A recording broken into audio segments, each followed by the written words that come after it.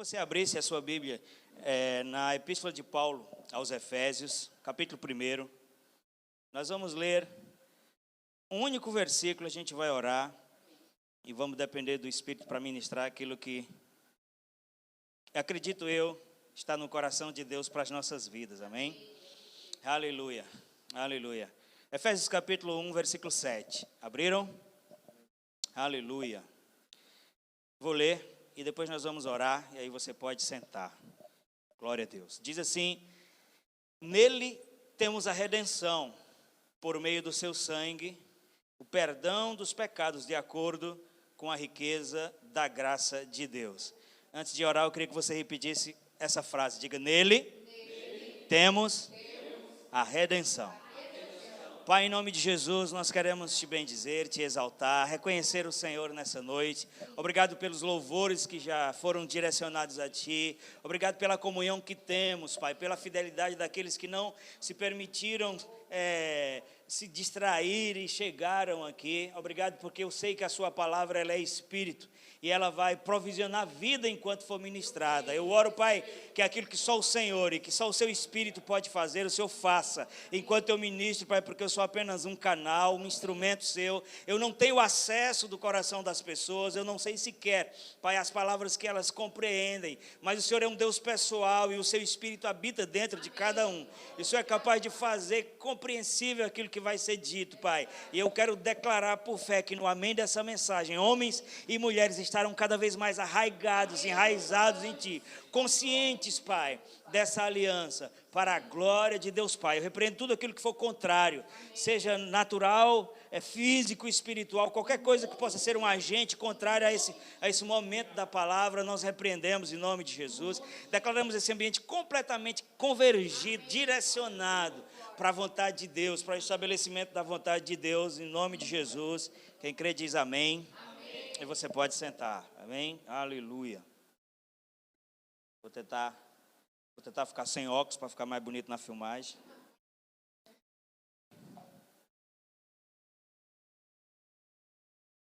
Amados, você pode ver aí, né, a mesa de novo, né? Alguém pode dizer de novo, né? Domingo nós ceamos.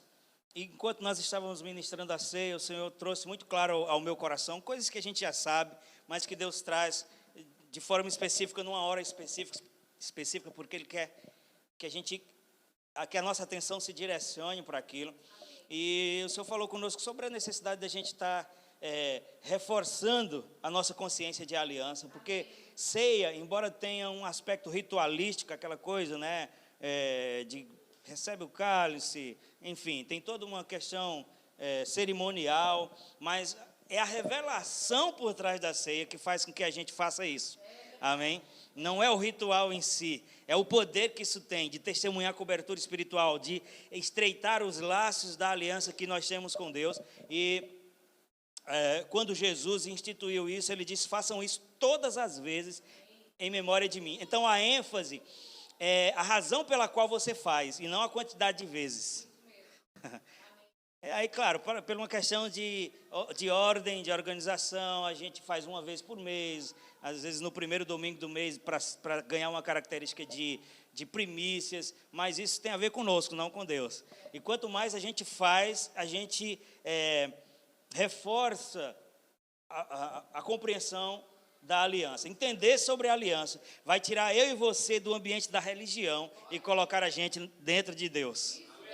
Amados, eu digo que a grande vitória das trevas em relação à igreja foi ter botado Deus dentro da religião.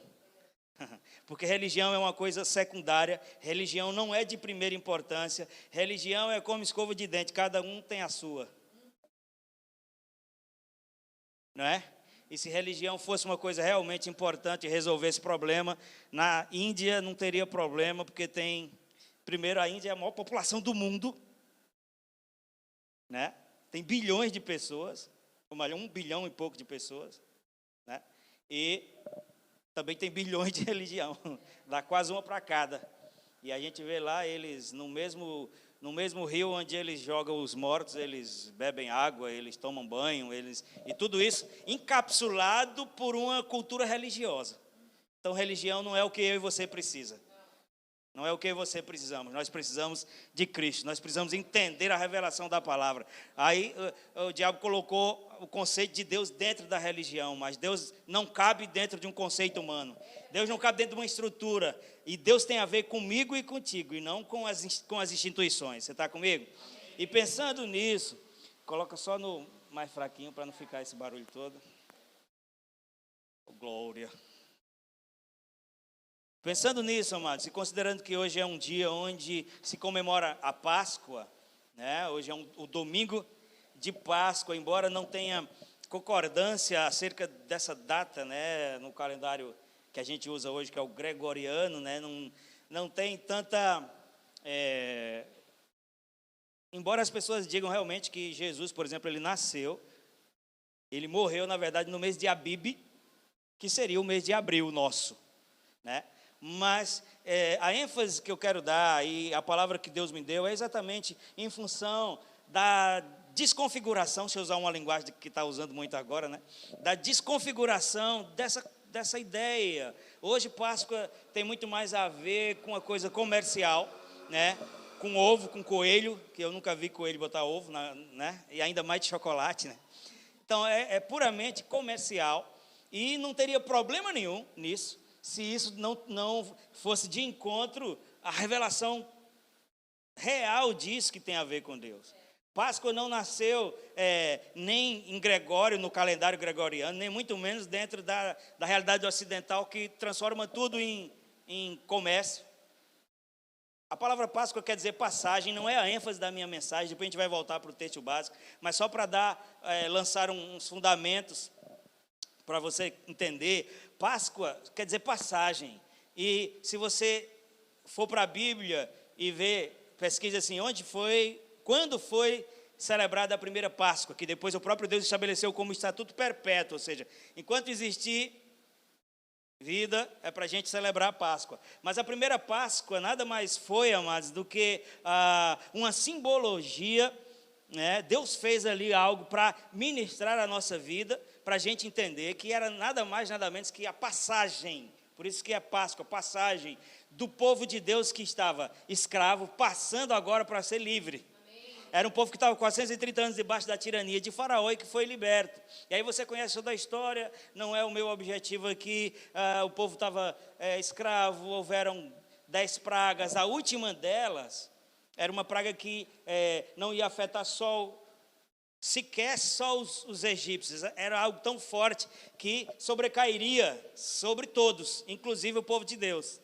E aí, para que o anjo da morte que ia cair naquele dia, que ia passar naquele dia, não destruísse o povo de Deus junto com o povo do Egito, Deus deu instruções para eles que tinha a ver com um cordeiro pascal. Deus deu instrução a ele que tinha a ver com o poder do sangue, e ele disse, pegue esse cordeiro. Aí tem toda uma história, não é o centro da minha mensagem, mas só para você ir entendendo do que a gente está falando. E ele disse, quando você matar esse cordeiro, sacrificar, vocês vão comer juntos, as famílias vão se reunir, mas tinha algo que eles tinham que fazer com o sangue desse cordeiro, que era passar nos umbrais das portas, por causa do viés livrador, se é que essa palavra existe, libertador, que o sangue tem. Amém. E ali era Deus implantando na mentalidade das pessoas, desde aquele tempo, né, que a passagem, a libertação, a liberdade da escravidão do Egito para a vida com Deus aconteceria mediante o sangue do Cordeiro. Você está comigo? E a nossa mensagem hoje, ela é sobre redenção, para que a gente entenda, e depois a gente vai cear de novo. E se Deus mandar fazer de novo, a gente vai fazer de novo. Desde que isso tenha propósito e sirva para que a gente fortaleça a consciência de aliança. Então eu tenho no meu coração ser preciso, e eu conto com a ajuda do Espírito para isso. O texto que nós lemos diz, nele, se você olhar, vai estar falando de Jesus, diz, nele nós temos a redenção por meio do seu sangue. Nele nós temos a redenção por meio do seu sangue. Então eu vou pedir para você ir repetindo algumas coisas, para você ir construindo a consciência. Diga, redenção está ligado ao sangue.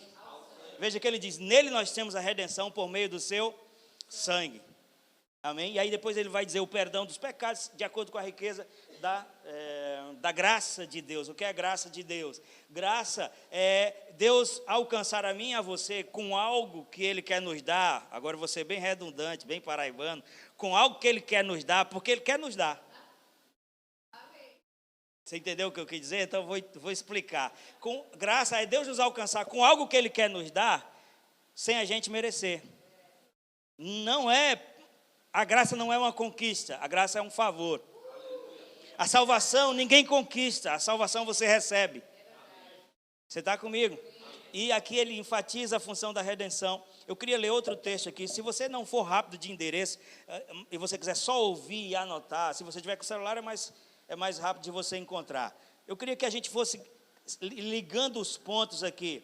Nós vimos aqui, nele temos a redenção pelo seu sangue. E agora no Salmo 49, no versículo 7. O salmista faz uma afirmação que vai nos fornecer mais ajuda para a gente entender o que é redenção, o que isso tem a ver com sangue. Ele vai dizer assim, homem algum pode redimir o seu irmão. A palavra redimir é o ato da redenção. Está comigo? Então ele está dizendo, homem algum pode redimir o seu irmão. E aí ele vai começar a destrinchar para a gente entender o que é redenção. Aí ele continua dizendo, ou pagar a Deus o preço de sua vida. Manuel, a gente vai construindo a mentalidade. O que é redenção? Porque se a gente perguntar hoje, no contexto da igreja, Igor, o que é redenção? As pessoas vão dizer de cara assim, perdão de pecados. E é também. Só que a gente entende redenção, sobretudo por sermos ocidentais, a gente não viveu uma realidade de aliança, a gente não viveu a realidade daquilo que a gente vai ver agora, por exemplo, que depois que ele diz que um homem não pode redimir o seu irmão, ele atrela a redenção a um pagamento. Estão acompanhando? Estão montando aí? Aí ele diz, ou pagar a Deus o preço de uma vida. E aí no 8 vai enfatizar, pois o resgate de uma vida não tem preço e não há pagamento que o livre. Quantos estão acompanhando a ideia? Então, redenção, amados, não tem apenas a ver com o livramento do inferno. Redenção não é uma palavra religiosa que fala somente sobre salvação. Não, redenção dentre tantas coisas que a Bíblia mostra, é algo que acontecia no passado, e a Bíblia vai dizer que as coisas do passado, elas são sombra dos bens vindouros, ou das coisas que se manifestariam agora. E Deus fez de propósito as pessoas irem praticando coisas no passado, para que na plenitude dos tempos elas fizessem aquilo, não mais debaixo da consciência, que era apenas ritualística, que era apenas religiosa, mas agora de uma condição de vida. Quantos estão entendendo? E aí, amados, eu quero só ler algo aqui para ajudar você. E nós já vimos pelos textos, né, que redenção tem a ver com resgate. Diga, redenção. É resgate. Essa palavra resgate, geralmente a gente ouve ela em que contexto? Quando é que você ouve essa palavra resgate? Em que contexto você ouve essa palavra? Nos jornais, por exemplo. Onde é que você, em que contexto? Aí parece mais salvação, mas eu quero a palavra resgate mesmo. Onde é que é mais usada a palavra sequestro? Sim ou não? Sim. Você vai no jornal, fulano, filho do ricão, não sei de onde, foi sequestrado, e o sequestrador está pedindo o quê? Um resgate. Resgate. Diga, redenção é a mesma coisa que resgatar. E o que é resgatar? Resgatar é readquirir. Alô, você está comigo? Você consegue, à medida do que eu vou falando, e trazendo isso para a sua vida, para você ver, entender, amados, pertencer a Deus é muito mais do que pertencer a uma religião. Pertencer a Deus é muito mais do que ser de igreja. Nós não somos de igreja, nós somos a igreja. Você está comigo? Então, resgatar, amados, é readquirir uma propriedade. Então, veja que a expressão ré, aqui, a partícula ré, quer dizer de novo, não é, professora?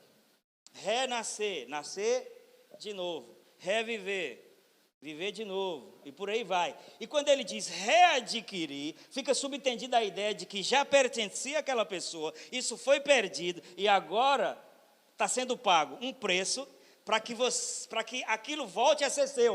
Aleluia. Alô? Quantos estão entendendo? Amém. Percebe que quando a gente vai para o profundo da palavra, a gente vai começar a entender. Então, eu escrevi aqui que a palavra redenção, ela relata o ato de readquirir uma propriedade perdida. Antes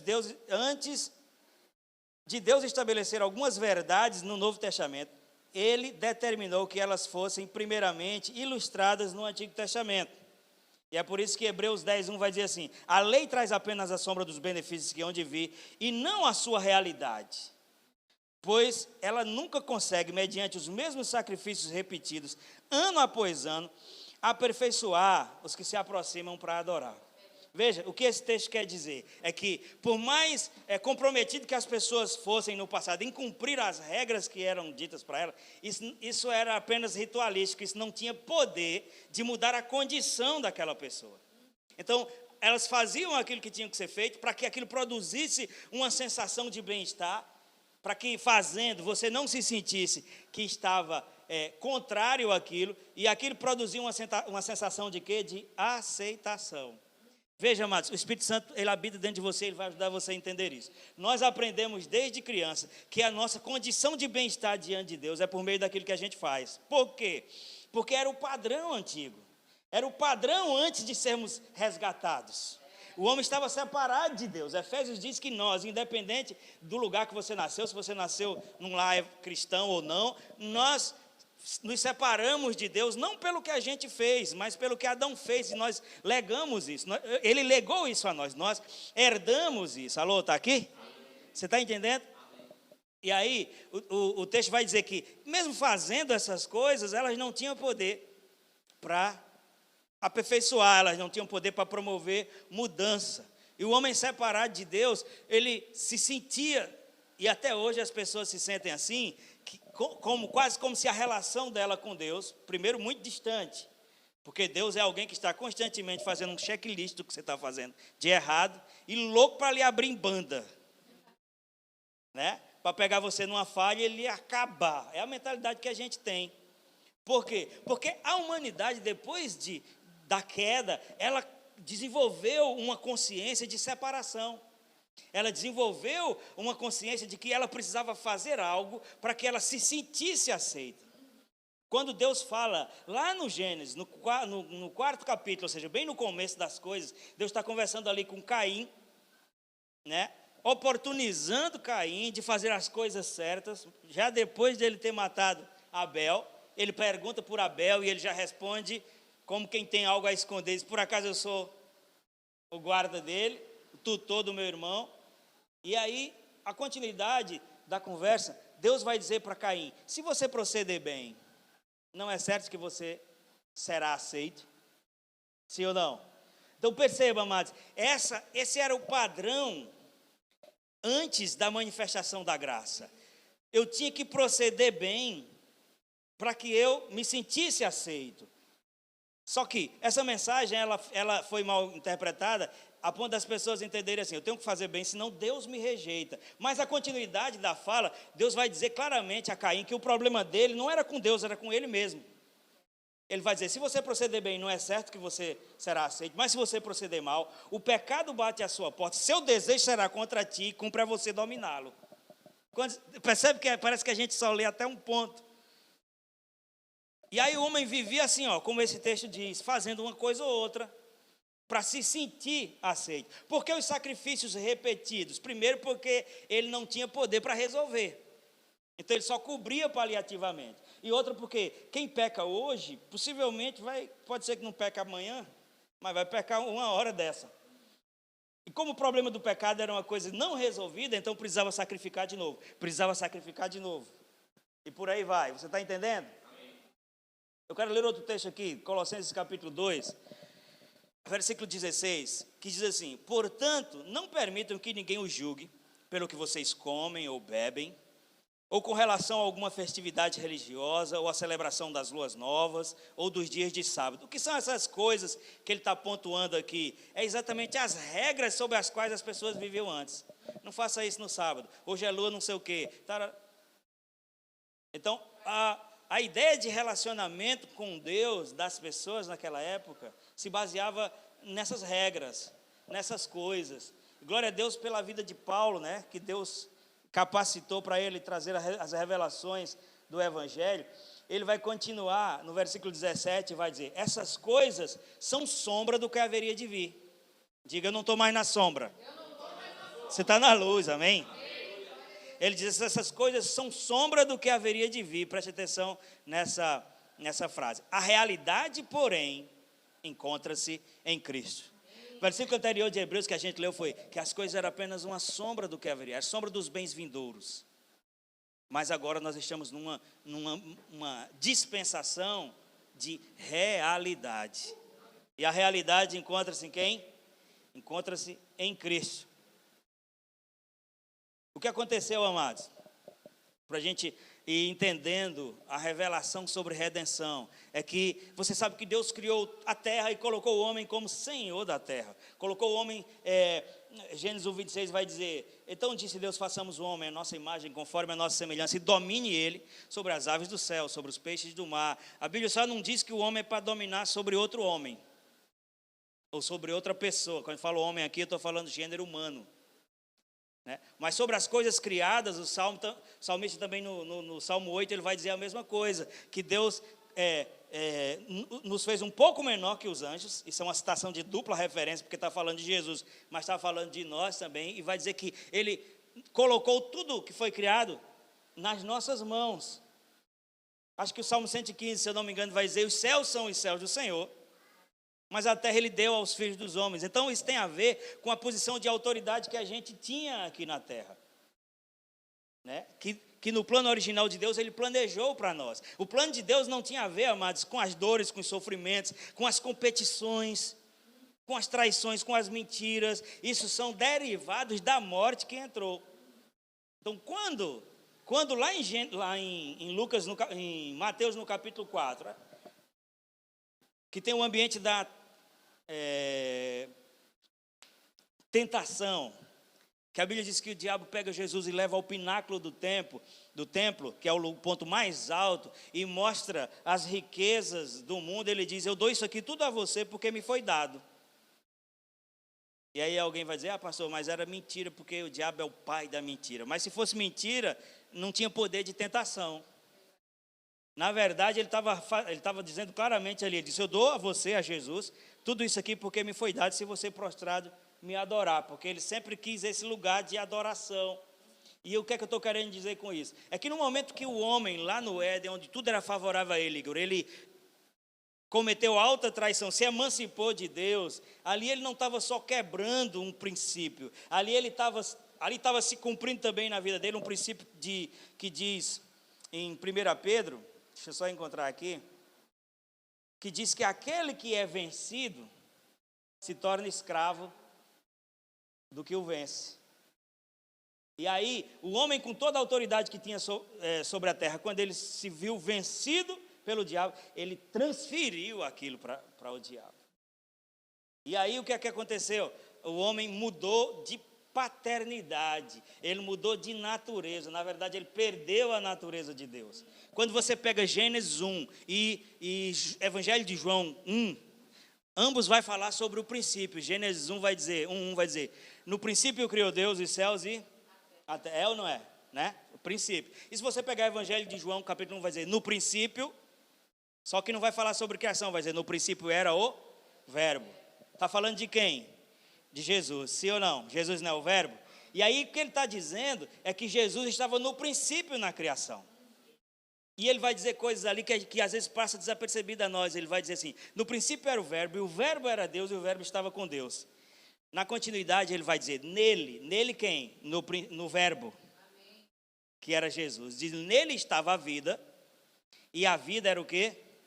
Era a luz dos homens. Perceba que ambos os textos estão falando sobre o mesmo tempo, vamos dizer assim, que é um tempo de princípio, que é o tempo de criação. E ele diz, nele estava a vida e a vida era a luz dos homens. O que acontecia, amados, no Éden, que Adão e Eva se relacionavam com Deus livremente, é que, eu digo isso só para efeito didático, só para fornecer entendimento, é que o espírito, o homem era vivo no espírito, e ele nunca tinha tido a experiência de decair daquela posição. Então o espírito, Manuel, era como se fosse por fora do corpo. Eu não estou dizendo que era assim, eu estou dizendo que era como se fosse assim. Por causa de quê? Porque a consciência da vida espiritual era maior do que da vida física. E é por isso que ele diz, nele estava a vida e a vida era a luz dos homens, porque Jesus estava em Adão como uma luz por fora. Por isso que eles estavam nus, e aquilo não era só uma questão de não ter havido roupa até então. Era porque a consciência do Espírito não faz com que você foque no que é secundário. E aí quando eles perderam aquele link, automaticamente a nudez que eles conviviam há muito tempo passou a ser um problema. Eles passaram a ver aquilo como uma coisa que ia causar um atrapalho na próxima vez que Deus viesse conversar com eles. Quantos estão acompanhando? Estão entendendo? E aí o que é que acontece? Quando Deus vem e aparece, ele diz, Adão, onde estás? Alguém pode dizer, isso é o primeiro registro de pique-esconde, porque a Bíblia diz que Adão veio, que Deus veio e Adão se escondeu. Mas quantos sabem que Deus era, e será sempre o mesmo? Que os atributos que Deus tem hoje, ele já tinha naquela época. E um deles é a onisciência, ele conhece todas as coisas. Então, quando Deus disse a Adão, onde você está, ele não estava perguntando o lugar físico, embora Adão tenha respondido desse jeito. Eu fiquei com medo e me escondi. Quando ele disse onde você está, não era uma posição geográfica, física, era uma posição espiritual. Você decaiu dessa posição. E agora, para usar a linguagem que vai fornecer a compreensão da mensagem de hoje, que é sobre a redenção, quando o homem pecou, ele foi sequestrado pelo diabo. Ele passou a estar debaixo do domínio do diabo. Ele perdeu o senhorio de Deus e passou a ter como senhorio, como senhor, o diabo. E eu quero ler aqui, Levítico capítulo 25, versículo 25. Lembra que a gente falou que eles praticavam coisas no passado que iam revelar no futuro as coisas sobre Deus, sobre Cristo, melhor dizendo.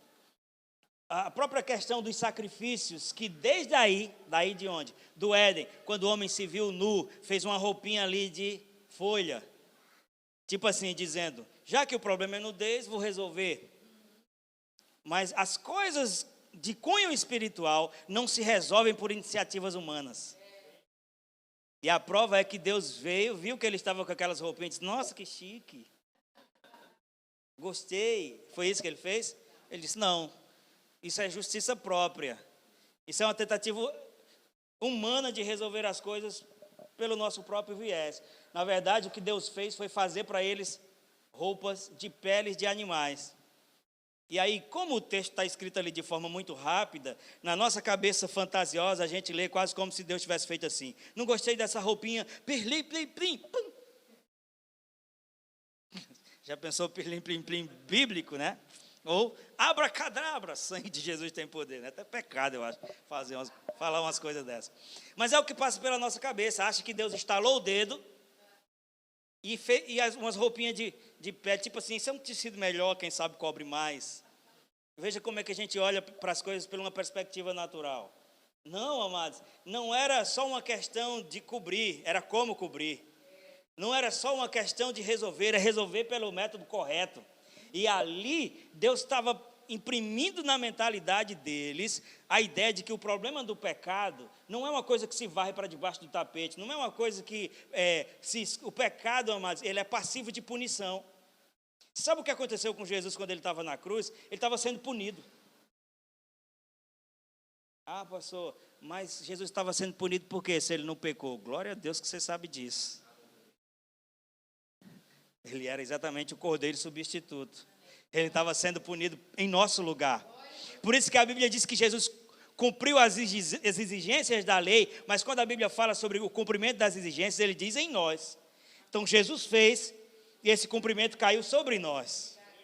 Então, só para você entender, Deus sacrificou animais ali. E começou a construir a mentalidade que o problema do pecado se resolve com a morte de um inocente. Eu acredito que o sangue do animal, eles ainda sentiram o sangue daqueles animais no corpo deles. E depois a cultura foi estabelecida que a forma de aproximar, a forma do homem ser aceito por Deus era mediante sacrifício de animal. Por quê? Porque já estava registrado na cabeça deles, pequei. E só existe uma forma de eu estar diante de Deus sem separação, é se um inocente pagar por aquele pecado que eu cometi. Porque o pecado não pode ser esquecido, ele tem que ser punido. Vocês estão entendendo? E aí, aquilo que eu estava falando, quando a gente ocidental não tem ideia dessas coisas que na nossa cultura é fraquíssima, e, por exemplo, falar sobre redenção, a gente já vai pensar sobre salvação somente, nunca pensou pela perspectiva do significado que é readquirir uma propriedade, porque a gente nunca pensou, porque a gente não está acostumado com essas realidades. Mas, por exemplo, você vai ver, 4.000 anos depois desse acontecimento, João Batista como precursor, o que é precursor? É alguém que vem antes, dizendo, eu sou a voz que clama no deserto, pregando sobre Jesus. Ele está pregando ali, e de repente Jesus aparece, o que é que ele diz em acho que é João 1, versículo 29. Começo do ministério de Jesus, na verdade, primeira aparição pública de Jesus. João Batista está pregando ali, o pregador da hora, na época era João Batista. Jesus não tinha feito pregação nenhuma. E tinha uma multidão ouvindo João Batista, quando Jesus aparece, ele diz, eis aí o Cordeiro de Deus, que tira o pecado do mundo. Para mim, para você ouvir isso hoje, né? Depois que a gente já conhece as coisas da Bíblia, é quase uma poesia. Mas quando ele disse, eis aí o Cordeiro de Deus que tira o pecado do mundo, eles estavam completamente familiarizados com aquela realidade. Por quê? Porque desde o começo eles estavam sacrificando cordeiros para resolver o problema de pecado. Agora, tem uma diferença do que João disse para que o cordeiro comum fazia antes. Ele disse, eis aí o Cordeiro de Deus que tira. O cordeiro de antes não tirava, o cordeiro de antes cobria. Uma coisa que cobre não faz desaparecer o que está embaixo. Aqui no sul vocês falam tapar, né? Quando você se tapa, você desaparece? Não. Se alguém chegar, vai olhar você tapado e não vai ver que está lá. Aí você vai estar lá com o pijama da Hello Kitty, mas ninguém sabe, porque não está vendo. Quantos estão entendendo? Então, o sacrifício do cordeiro natural, ele cobria. E essa cobertura possibilitava a proximidade do homem na relação com Deus. O homem se sentindo aceito. Mas o pecado continuava ali, o problema continuava ali. Quando João Batista viu Jesus, ele disse, eis aí o Cordeiro de Deus que tira. Que tira, ou seja, que vai resolver o problema. E aí eles vinham ouvindo, amados, desde Gênesis, porque diferente de nós, eles realmente conheciam a Bíblia, profecias messiânicas desde sempre, que um dia da raiz de Jessé viria um que esmagaria a cabeça da serpente. Eles vinham ouvindo isso há muito tempo, que o cordeiro sem defeito, ele seria entregue, seria de uma vez por todas.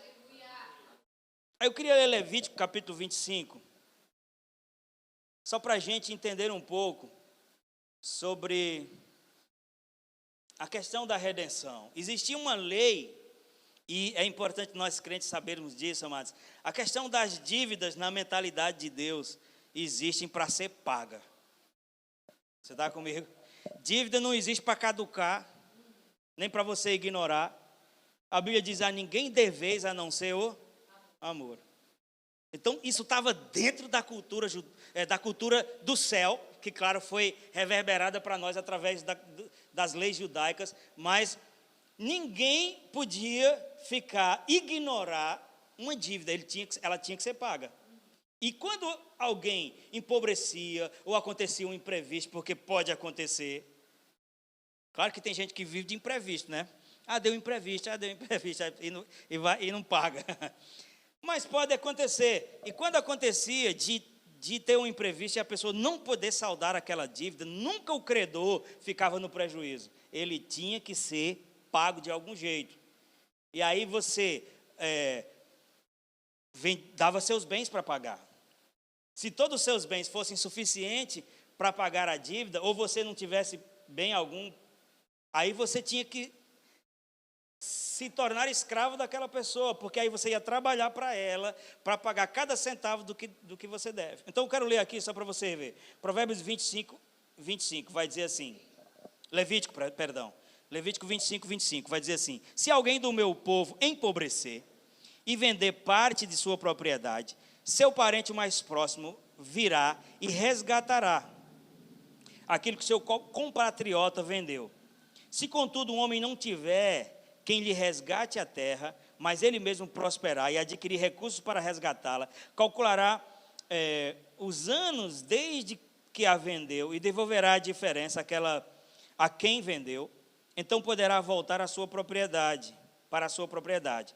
Mas se não adquirir recursos para devolver-lhe o valor, a propriedade que vendeu permanecerá em posse do comprador até o ano do jubileu, e será devolvida no jubileu, e ele então poderá voltar para a sua propriedade. Aqui ele está falando especificamente sobre propriedade, sobre terra, né? Então, quando o problema era uma questão de terra, né, de propriedade, então havia algumas formas de você resolver o problema, porque assim, digamos que eu tenho um amigo rico, né, que é luthier, e aí eu chegasse para ele e disse assim, meu amigo, que eu não quero dizer o nome dele aqui na mensagem, vamos empreender, tem um negócio aí que tá dando muito certo, e eu tenho o know-how, eu entendo da coisa, eu tenho um lugar para fazer, e só me falta exatamente o que você tem, que é a bufunfa.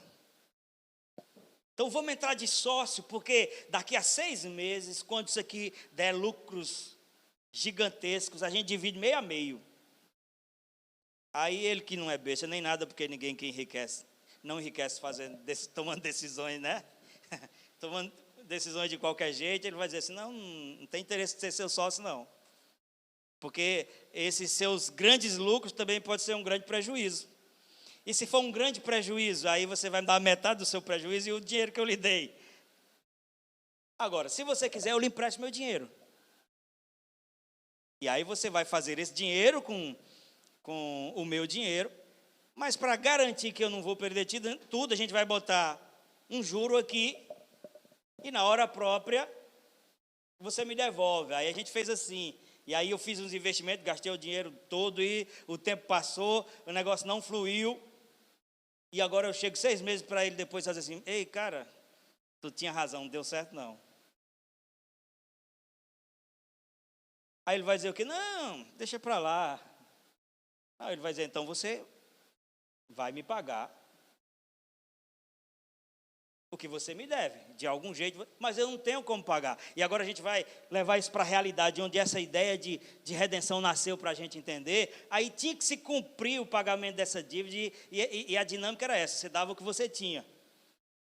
Mas se o que você tinha não fosse suficiente, aí você tinha que dar a sua própria vida. Em 2 Reis, no capítulo 4, eu não vou ler, mas você vai ver que uma mulher procura Elias, ou Eliseu, para dizer, meu marido morreu, e ele estava devendo, e agora os credores vieram e vão nos levar como escravo. Era a dinâmica daquilo. Agora você pensa o que é? Eu pegar o dinheiro do amigo ali, chegar o tempo eu não poder pagar, e ele obrigatoriamente ter que me receber como escravo. Sendo que o dinheiro que ele me emprestou, se fosse para comprar escravo, ele ia comprar muito mais escravo, e escravo melhores do que eu, que era o que acontecia naquela época. Imagina como é que essa pessoa vai me tratar. Aceitando a minha própria vida como um pagamento de dívida, sendo que eu não valho aquilo, e que se fosse, o interesse dele fosse comprar escravo, ele compraria muito mais com o dinheiro que ele me emprestou. Então perceba o tratamento que essa pessoa ia receber. E no contexto, amados, do judaísmo, isso acontecia. E aí as pessoas se davam por escravo. E para elas serem libertadas daquela condição de escravidão, tinha algumas possibilidades, né? E nós vimos algumas aqui nesse texto. Uma delas era, se você fosse um judeu, escravo de outro judeu, você serviria a ele 6 anos, e no 7º ano, que é o ano sabático dos judeus, aí você seria alforrado, você seria libertado. Mas se uma das partes não fosse judeu, essa lei já não funcionaria. E aí, a outra lei que ia funcionar era a lei do jubileu, o ano do jubileu, que era o ano que todas as propriedades são devolvidas. Né? Há uma redenção, há uma devolução das propriedades. Só que o ano do jubileu é uma cultura que até hoje é praticada em Israel, mas só acontece a cada 50 anos. Então, digamos que uma pessoa que tem, eu não vou dizer a minha idade não, digamos que uma pessoa que tem 35 anos se tornou escravo do outro. Só que o último ano do jubileu foi há 1 ano atrás. Ou seja, ela tem mais 49 anos até o próximo jubileu. Ela não tem condição de ser livre em outra condição, só pelo jubileu. Então, o cara tem 35 anos e tem mais 49 anos, vai dar quanto? 70 aí? Vai dar 80 e poucos anos. Uma pessoa com 80 e poucos anos, ela não quer mais sair de lugar nenhum. Ela quer que você cuide dela para ela morrer ali, quieta. Você vai perguntar, o que é que isso tem a ver com o que a gente está falando? E aí, amados, existia um outro viés, uma outra forma de você ser resgatado depois de se tornar escravo. Era se um parente próximo seu tivesse condição de pagar a dívida. Você já deve ter visto a história de Ruth e de Boaz, por exemplo. Noemi era a sogra de Ruth e morreu o filho dela, e tem aquela frase célebre que as pessoas até usam nos casamentos: para onde fores irei. Né? Até tem música: para onde tu fores eu irei, onde repousares repousarei, o meu Deus será o teu Deus, meu caminho teu será. Isso canta como se fosse o marido dizendo para a mulher, mas isso foi Ruth que disse para Noemi, porque Noemi disse: você é uma mulher nova ainda, vá cuidar da sua vida, meu filho morreu. Ela disse: não, para onde você for eu vou junto, o seu Deus vai ser o meu Deus, eu sou fiel a ti. Ruth dizendo a Noemi. E aí eles foram e chegaram no lugar onde tinha um cara chamado Boaz, que era um parente próximo de Ruth. E aí ele preenchia os requisitos de ser esse resgatador, de ser essa pessoa que tinha condição de readquirir a vida de Ruth para dar sucessão, para dar linhagem ao falecido. Só que depois que você ler a história de Ruth, você vai ver como faz sentido agora. Só que quando Boaz aparece na história, que ela está colhendo milho, umas coisas lá, é bem legal a história, bem bonita. Quando Boaz aparece na história e Noemi está ali ajudando, não, a mulher é bonita, se você quiser, né, se case, porque tinha que assumir a pessoa e casar com ela. E aí Boaz diz, eu estou parafraseando Boaz aqui, né? É como se ele dissesse: eu estou pronto para fazer isso, mas tem um parente de Ruth que ainda é mais próximo do que eu. E o direito está com ele. Tinha que cumprir essa lei do parente mais próximo. E o direito está com ele. Aí ele disse: se ele não quiser, aí eu assumo. E eu acho que ele foi falar com ele: ei, tem uma mulher aí, puxa, feia, medonha, fedida, acho que você não vai gostar não, mas você é o cara mais próximo dela. Estou brincando, né, amados? A Bíblia não mostra isso. Mas o que é que isso tem a ver, amados, com o que a gente precisa entender? É que, você sabe por que Deus enviou Jesus para que ele nascesse de mulher, para que ele entrasse, para que ele fosse um semelhante a nós. Filipenses capítulo 2 vai dizer que ele mesmo sendo Deus não teve por usurpação ser igual a Deus, mas se esvaziou da sua glória, assumiu forma humana. E a Maricela orando aqui, ela disse, porque ela leu João 3,16, que todo mundo conhece: porque Deus amou o mundo de tal maneira que deu o seu Filho unigênito. A expressão usada ali, unigênito, quer dizer único filho. Então Deus manifestou Jesus como unigênito. Mas quando Jesus morreu e ressuscitou, a Bíblia diz que ele ressuscitou como primogênito. Unigênito é um filho único, primogênito é o primeiro. Se tem primeiro é porque tem segundo, é porque tem terceiro. Nesse caso, os próximos éramos nós. Então Deus enviou Jesus para passar de primogênito, de unigênito para primogênito, exatamente para que ele fosse o parente próximo que pode resgatar a mim e a você. Perceba que as coisas têm sentido, elas estão ligadas. E amados, não tem como eu e você viver uma vida cristã, você está aqui para receber esse impacto. Não existe vida cristã, amados, firme, decidida, sem a compreensão da redenção. A redenção é a espinha dorsal da vida cristã. E é algo tão importante que, quando a gente estiver no céu, ainda vai ser central o assunto redenção. Você sabia? Olha o que diz em Apocalipse, no capítulo 5, versículo 9. E eles cantavam um cântico novo. Está falando no céu isso. Porque tu és digno de receber o livro e de abrir os seus selos, pois foste morto, e com seu sangue compraste para Deus gente de toda tribo, povos, línguas e nação, e constituístes reinos e sacerdotes para Deus. Quando ele diz aqui, e com seu sangue compraste para Deus, isso é o quê? Diga, redenção. Então, redenção é um assunto para agora e até para depois. Tem poder agora e poder na eternidade. Como é que eu sou um crente e não sei sobre redenção?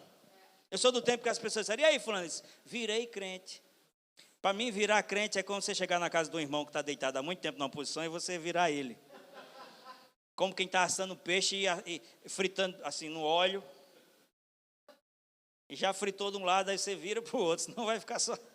Amados, não tem a ver com virar alguma coisa. Tem a ver com ter sido comprado. Veja a dinâmica. Quando o parente mais próximo chega e paga a dívida que eu devo para ele, o viés que me mantinha preso nessa condição de escravidão em relação àquela pessoa deixa de existir. Você está entendendo? Então, meu parente mais próximo vem e diz, não, é meu irmão, está sofrendo, eu tenho com que pagar, eu vou pagar. Fique ligado que eu estou encerrando já a mensagem. Eu vou pagar. E aí, quando ele paga para ele, eu deixo de ser escravo? Ficou silencioso, foi? Eu deixo de ser escravo? Deixo de ser escravo dele. Mas aí eu passo a ser escravo daquele que me comprou. Porque o pagamento do resgate também é uma compra. O que é que resgate quer dizer? Readquirir uma propriedade. Agora, por que a Bíblia, por inspiração, Deus criou a lei do resgate, da restituição, podendo ser apenas feito por um parente próximo? Exatamente para que essa pessoa não lhe trate como aquele outro senhor estava lhe tratando. Exatamente para que ele resgate você, mas ele lhe trate com amor. Porque eu e você, a gente sempre traz na nossa boca a palavra, eu sou servo de Deus, sim ou não? E você sabe servo o que quer dizer? Escravo. É a mesma coisa. Agora, por que a gente não carrega nessa expressão, não enfatiza essa expressão? Porque Jesus não nos resgatou para nos tratar com mágoa e rancor como o nosso dono antigo tratava. Jesus nos resgatou para nos tratar como irmãos. Ele nos resgatou não é para jogar na nossa cara de meia em meia hora que a gente ficou devendo, não. É para dizer, eu paguei porque eu lhe amo. Eu paguei porque eu quero você tendo vida. Eu quero você livre. Se pois o Filho vos libertar, o que é que diz? Verdadeiramente sereis livres. Então ele veio, pagou a nossa dívida, nos resgatou como nosso parente mais próximo, e agora nós somos o quê? Pertencentes a ele. Amados, isso é a condição de escravidão mais favorável que existe. Porque ele diz, já não vos chamo mais escravos, vos chamo filhos, vos chamo amigos. Só que a gente não pode perder essa consciência. O que é que diz em 1 Pedro 2,9, coincidismo? Porque vós sois nação santa, raça eleita, sacerdócio real, e a próxima coisa é o quê? Propriedade exclusiva. Eu pertenço a ele. Paulo, muitas vezes, quando ele ia se apresentar, ele dizia assim, eu, Paulo, servo de Deus, a quem pertenço? A quem pertenço? Ele tinha essa consciência, eu não sou de mim mesmo. Amados, veja porque nós estamos falando sobre redenção. Você não caiu de paraquedas numa igreja, você foi comprado. Você tem que entender que nós estávamos debaixo de uma condição de escravidão, mas nós fomos achados. Páscoa é sair debaixo de Faraó e ir para Cristo. E ir para Deus. Você consegue entender isso, amados? Isso faz as coisas terem um sentido muito maior. Não é uma questão de religião, é uma questão de vida em Deus. É uma questão de você ter sido readquirido e de o preço ter sido pago. Isso, não sei quanto a você, mas isso me deixa firme, isso me deixa alegre, motivado. E crente quando está alegre diz aleluia. Diz glória a Deus. Amém, não é ai de mim não, é amém. O que faz a gente ter cara de jumento na igreja, sabe? Cara de jumento é as caronas bem compridas, já viu? O bicho tem uns 70 centímetros, se medir entre as orelhas, e aqui vai dar. Tem crente que você olha assim e ainda quer evangelizar assim. Chega para a pessoa e diz: Deus vai mudar a sua vida. E a pessoa vai dizer: Ele mudou a sua? Eu queria conhecer você antes. Acho que ele mudou para pior. Não, tem uns crentes, irmão, que faz vergonha a nós. Vamos falar a verdade. Você está comigo, irmão? Você está acompanhando? Então, eu quero, veja, tudo já está ali. É porque a gente não foi ensinado. A gente não foi mostrado a essas coisas. Quando Jesus está falando com Pedro, ele diz que a gente precisa saber responder acerca da nossa fé. Você há de concordar comigo, mas que a gente está vivendo o tempo mais difícil nesse mundo. As coisas eram mais tranquilas antes. Os argumentos são muito altos hoje e começam muito cedo. Eu sou de um tempo que meu pai exercia autoridade sobre a gente assim com o dedo. E ninguém estava querendo suicidar, ninguém estava nos divãs, e nada contra isso. Mas você percebe que a gente está vivendo numa geração frágil. É uma geração difícil de lidar. Porque de fora para dentro as pessoas têm sido instruídas a serem melindrosas. Ai, me machucou. O pastor nem disse a paz do Senhor. Os irmãos da igreja, tudo dodói. Qualquer coisa está arrumando um problema para não vir. Entendeu? Essa geração toda melindrosa. Por que a gente precisa entender sobre essas verdades? Porque, amados, só vai dar condição de suportar a pressão de fora quem tem pressão dentro. Amém. Se a compreensão, a revelação, o relacionamento que você tem com Deus, ou que eu tenho com Deus, é baseado em não faça, não pegue, isso não tem força nenhuma, irmão. Olha como os crentes entendem as coisas, errado muitas vezes. Você já deve ter ouvido várias vezes essa frase: a minha religião não permite. Rapaz, a mensagem por trás disso é tão nociva que estabelece a relação com Deus como se fosse permissão e proibição. E ainda fica a ideia de que se permitisse eu faria. Ainda tem mais essa. Você não faz isso por quê? Porque minha religião não permite. Então, olha a mensagem por trás disso, que o ambiente da religião, que supostamente seria o ambiente para você estar com Deus, na verdade, é um ambiente que lhe oprime, que diz para você, não pode isso, não pode aquilo. Mas, amados, não é o mesmo texto que nós lemos aqui de Colossenses 2,16, que ele vai dizer, ninguém lhe julga por causa de lua nova, por causa de sábado, ele vai dizer assim, essas coisas, essas práticas, elas têm aparência de sabedoria, com pretensa religiosidade. O que é religiosidade que a gente fala aqui? Religiosidade é tudo aquilo que você faz por costume, mas que não tem poder nenhum. Pode senhor, pode a senhora, pode... A gente às vezes até critica outras religiões. Fulano quando passa em tal lugar faz assim. Mas a gente tem um monte de pantinho desse também que faz sem entendimento. Isso é religiosidade. Nossa, o irmão prega sem gravata. Meu Deus. Religiosidade. Aí Paulo vai dizer, essas coisas têm aparência de sabedoria, com pretensa religiosidade e até severidade contra o corpo, porque tem coisa, não pode, não, se dobre, se levante, tem que orar assim, tem que orar assim, tem que fazer religiosidade. E ele fecha dizendo, não tem poder algum para refrear os impulsos da carne. Então eu posso pegar esse texto e ver, quando você vê alguém muito legalista, o que é alguém legalista? É aquele que está sempre encontrando coisa nos outros. Legalismo é tudo aquilo que você acrescenta como se fosse necessário. Jesus morreu, mas se eu não fizer isso é legalismo. Quando você vê alguém muito legalista, tem grande possibilidade dele estar escondendo alguma coisa de pecado. Porque o texto diz que, embora isso tenha aparência de sabedoria, isso não resolve Não tem poder para lidar com outras coisas da carne. Estou encerrando já.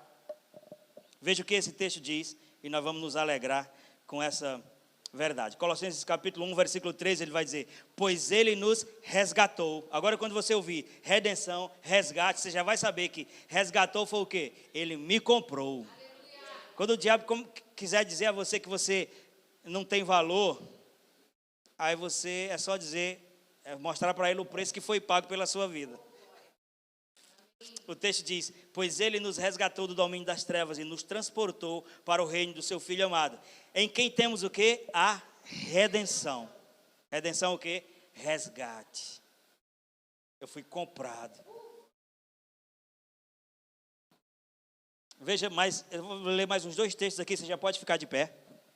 Nós já vamos encerrar. Vou ler mais uns 2 textos aqui, só quero que você preste atenção a essa verdade. Ainda em Colossenses, só que agora no capítulo 2.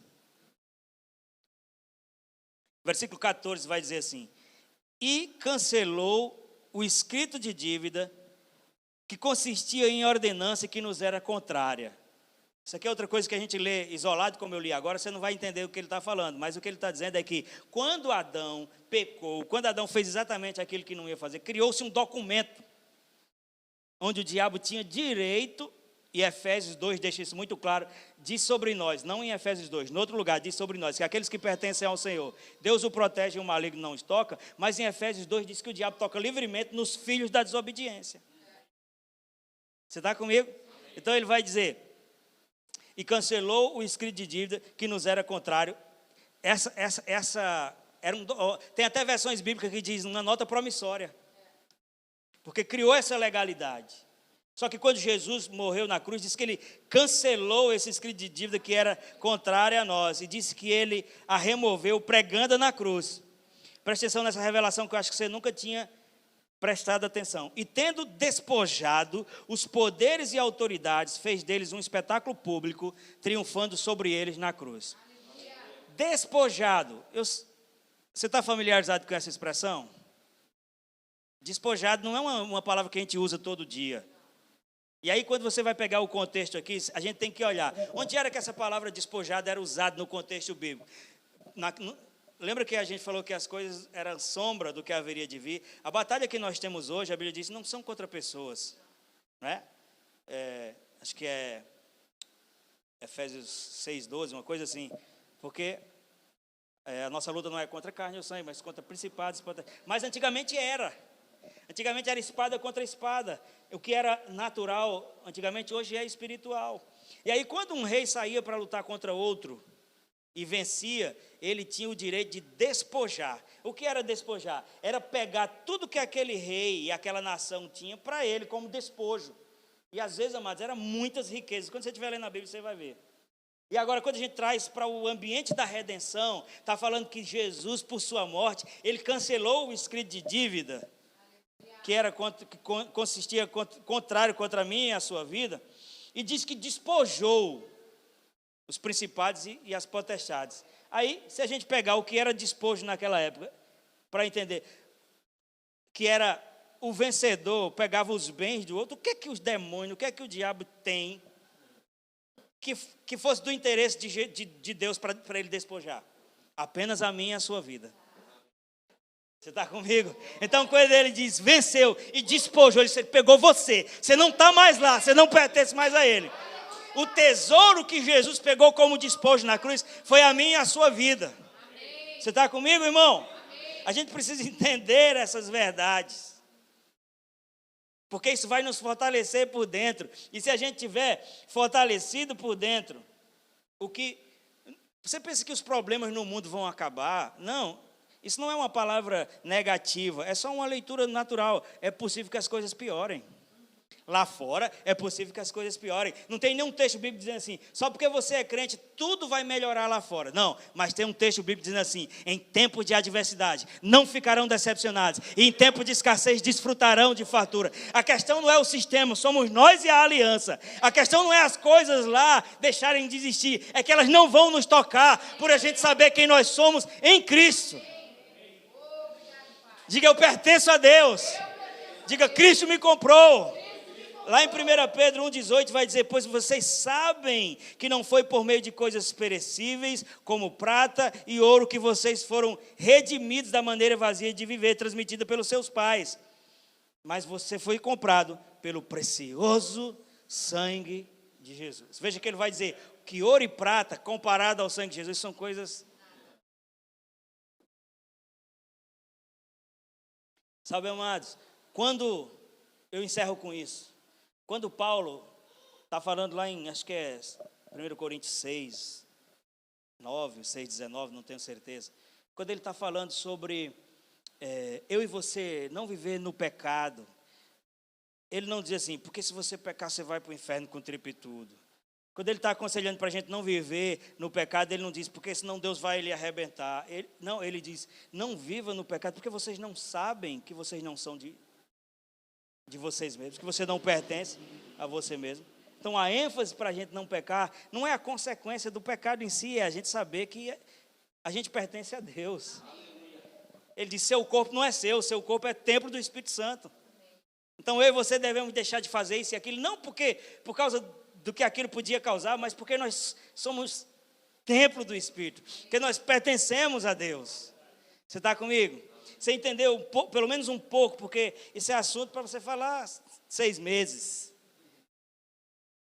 Mas nós não temos coragem, amado, de viver a vida cristã, dando desculpa e sem fornecer às pessoas a compreensão. Quando você olhar para você mesmo agora, você vai olhar pelo filtro da redenção. Quando o diabo começar a mentir para você, quando ele começar a lhe depreciar, porque isso é uma das coisas que ele faz, você vai entender que houve um preço que foi pago, algo foi construído, algo precisou ser cumprido. A Bíblia diz que Jesus no Getsemane, ele chegou num nível mais extremo de estresse, porque não era só uma questão natural, ele estava prevendo o tamanho da separação que ele ia experimentar, ele estava prevendo o tamanho da dor que ele ia passar, a ponto de dizer, Pai, se for possível, passa de mim esse cálice, esse preço é possível passar sem que eu beba. Ali foi o ponto máximo da humanidade de Jesus, os seus poros transpirou sangue, mas quando ele percebeu que a sua alma estava combatendo para tentar abortar o processo, ele disse, todavia não seja como eu quero, mas como tu queres. E quando ele subiu lá, e quando ele sofreu, e quando ele foi furado do lado, e quando ele foi escarnecido, cusparado, maltratado, uma hora ele disse, está consumado. Está consumado é concluir. Está consumado não é eu me acabei, não. Está consumado é foi feito. Sabe o que aconteceu quando ele disse isso? Mas diz que o véu do templo se rasgou de alto a baixo. E o templo era um lugar onde as pessoas se reuniam, que tinham 3 lugares. O átrio, o santo lugar e o santíssimo lugar. E esses lugares eles eram seletivos. Nem todo mundo podia estar nesses lugares. E o véu do templo era uma cortina que de espessura ela tinha 12 centímetros. Mais grossa que um tijolo desse. E era altíssimo, só era acessado uma vez por ano pelo sumo sacerdote. E ele entrava amarrado pela cintura e nas suas roupas tinha um sinozinho que tinha que estar fazendo barulho. Se o sino parasse de fazer barulho, as pessoas puxavam, porque isso mostrava que o sacrifício não tinha sido aceito e ele tinha recebido no seu corpo o juízo pela nação.